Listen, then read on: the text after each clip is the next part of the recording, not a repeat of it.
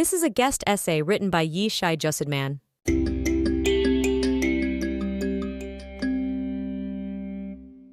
On October 19, 2023, barely a dozen days after one of the most savage pogroms in recorded memory, the influential journal Art Forum published an open letter co-signed by 8,000 artists, curators, and art world associates. They were, true to form, at the vanguard of protests about to spread worldwide. In their letter, the IDF's incipient military response was presaged to befall on the Palestinians as a war crime, and they demanded an immediate ceasefire even before an Israeli boot stepped on Gazan ground. An adage from the Black Lives Matter campaigns of 2020 was even adapted to underline the letter's purpose. Silence at this urgent time of crisis and escalating genocide is not a politically neutral position. And yet, notably, the letter remained mum about the genocidal atrocities of October 7th that triggered Israel's eventual campaign. The omission of Hamas's then fresh carnage formulated, indeed, not a politically neutral position, insinuated as an anti-Semitic double standard whereby crimes against Jews are deemed not worthy of mention. Mercifully, enough prominent players in the contemporary art community replied with alarm to the hardly veiled subtext of the letter, such that Art Forum's editor-in-chief soon found himself sacked. Not quite for peddling anti-Semitism, though, but for not consulting in advance with the magazine's publisher and senior editors. The pernicious silence of the letter's signatories bared out the slanted politics of the demand for an immediate ceasefire in Gaza. And yet, politics aside, people of good conscience might still wish to think through the moral claims of that demand, since it has remained front and center on the world stage for the last 4 months.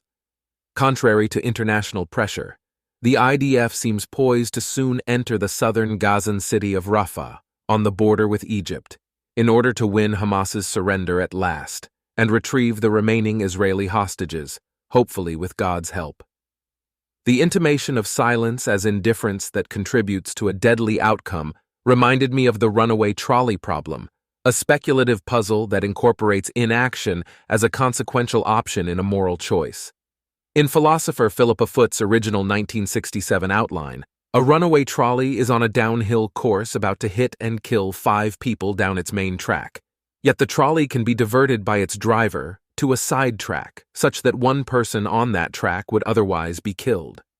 What should the driver do? Divert the trolley to the side track, or avoid intervening at all? To what extent would the driver be held responsible by diverting the trolley or refraining from doing so? Much ink has been spilled over whether doing nothing amounts, in this case, to doing something.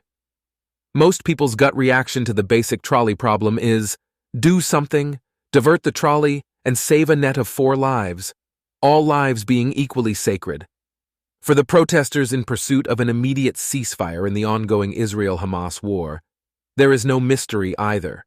Just as they professed not to remain silent, they would not remain inactive in the trolley problem, or so by way of the following analogy. The runaway war trolley is on a course that leaves thousands of Palestinians dead. It must be diverted to the immediate ceasefire track, because the rising number of Palestinian casualties should be cut short at all cost. Even if, further down on the side track, the cost will be a lesser number of Israelis being thrown under the trolley, which is what will stem from allowing Hamas to remain operational, as experience has demonstrated time and again. Following this train of thought, the trolley problem may allow us to think through what is morally at stake in the choice for or against an immediate ceasefire. While the purported moral clarity of the demand for an immediate ceasefire might be validated by the basic trolley problem, this mind-teaser's simple, disinterested presumptions are often criticized, even lampooned, for being too fantastical.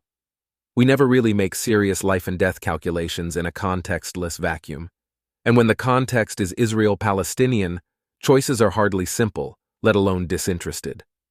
Nevertheless, the image of a runaway war trolley propelled downhill by the Hamas-led pogrom suggests itself as a suitable figure for the confrontation Israel did not seek nor provoke, but must maneuver and resolve.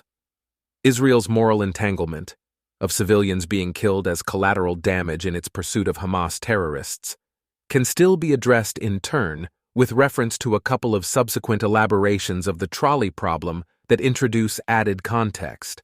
These are known as the fat villain and the close relative. As it turned out, in his remarks of October 24, 2023 to the United Nations Security Council, UN Secretary-General Antonio Guterres declared that the attacks by Hamas did not happen in a vacuum, and then proceeded to conjure, unwittingly, the version of the trolley problem that posits a villain to forfeit in lieu of the innocent lives.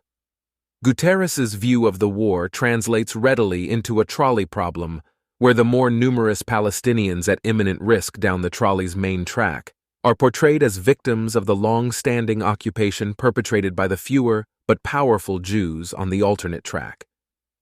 Under Guterres's guidance, the runaway trolley should be diverted to the alternate track, not only in accordance with a crude utilitarian calculation, but as a matter of justice. However, a nagging question familiar to trolley problem aficionados comes up. Would the villainous Jews on the sidetrack be killed as a means to saving the victimized Palestinians? Arguably so, and it must be pointed out that using another's human life as a means to fulfill one's ends is a tacit Kantian no-no that should keep the driver from diverting the trolley. But this philosophical foible is beside the point here, if only because Guterres neglected to fully fill the vacuum in the picture. Had he been more forthcoming with his contextual provisions, he would have added that the conflict is sustained by a century of Arab unbending, irredentist rejectionism, that Gaza has not been occupied since 2005, that there was a ceasefire effective since 2021 until Hamas chose to violate it, and that the Palestinians down the trolley's main track are corralled there as human shields by Hamas, which is the effective villain here. Perhaps, then, it might as well be fair, and even just, not to divert the trolley after all. This consideration needs no Kantian mediation. Once Guterres's misleadingly sketchy demand for justice is discredited by the fuller picture of the war, the improved detailing also renders the war as corresponding to the other variety of the trolley problem, namely, the close relative. Its application here can be metaphorically drawn thus. Down the main track stands a crowd of rowdy Palestinians whom the Israeli driver of the runaway trolley recognizes from afar. They have had their sights set on his home for a while. The sidetrack may appear empty, but he knows that, should he divert the trolley, members of his own family will be thrown there by Hamas and perish. The driver is pressed into making a fateful choice for a calamity bound to happen either way. In the face of it, most anyone in this driver's shoes will not divert the runaway trolley. You save your family first. It may be less of a choice than an obligation, in particular for Jews, that echoes Abraham having been prevented from martyrizing his own son, not even as a means to honoring the highest and holiest of ideas. The driver decides to keep the trolley on its main track, as Kant, for other reasons, would also have it. In fairness, as a reflection on and of the war, this adaptation of the trolley problem needs to accommodate additional complications, some of which the thought experiment was not designed to deal with, at least not philosophically. For one, the driver has received a directive to remain on the main track and get the trolley to its destination, Hamas's underground headquarters. Distressingly, though, that route goes into tunnels without light at their end. Hostages taken from the driver's family are held there, and a number of them will likely perish as a result of the trolley's passage.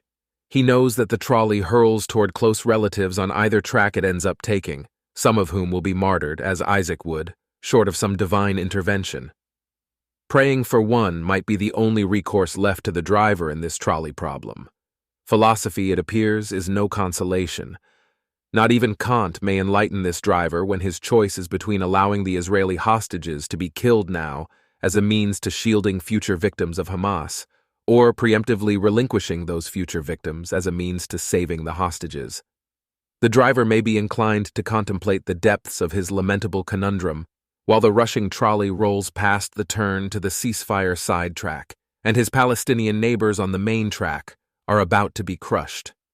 The Art Forum letter faction will again condemn the Israeli driver's failure to deviate the trolley as being not politically neutral, which of course is not. But he cannot be accused of remaining silent. He is waving one arm out the window, blowing the trolley's horn with the other, and pushing the little that remains of its screeching brakes, trying to get his neighbor's attention and signal them to move out of harm's way. Under the agonizing circumstance, at least this bit is, politics aside, morally right. Regardless, once the trolley gets to its destination and the driver's task is fulfilled at an inevitably harrowing cost to his kin, he will be summarily tried and condemned as a war criminal by the whole world, led by Antonio Guterres and his skewed cronies at the UN, not least because the driver in the picture is the IDF.